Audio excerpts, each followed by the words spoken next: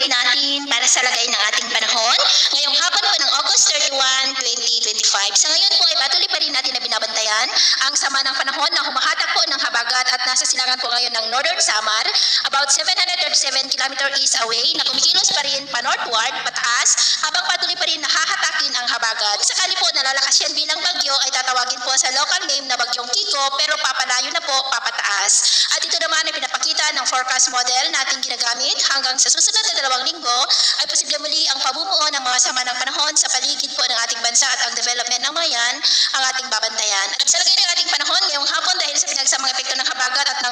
ng trough ng LPA, ay cloudy skies with isolated rains ang Samar provinces, Leyte, Bohol, Cebu, Negros, Panay Island, Bicol Region, Mimaropa, Calabarzon, Metro Manila, Central Luzon, Ilocos Region, Cordillera, Cagayan Valley, Caraga, ilang bahagi ng Northern Mindanao, Davao, Holosulu at Zamboanga. At mamayang gabi may mga isolated rains pa rin sa iba't ibang bahagi ng ating bansa, lalo na po dyan sa may Surigao del Norte, Zamboanga, Kabisayaan, Southern Luzon, Metro Manila, Central Luzon at ilang bahagi ng Northern Luzon. Kaya mag-ingat pa rin po tayo sa posibleng mga banta pa rin ng mga pagbaha at pagguho ng lupa. At sa ating naman pong mga baybayin, wala po tayong nakataas na namang gale warning signals, pero bayong pag-ingat lamang po kung papalaot tayo para mas makaiwas sa mga sakuna.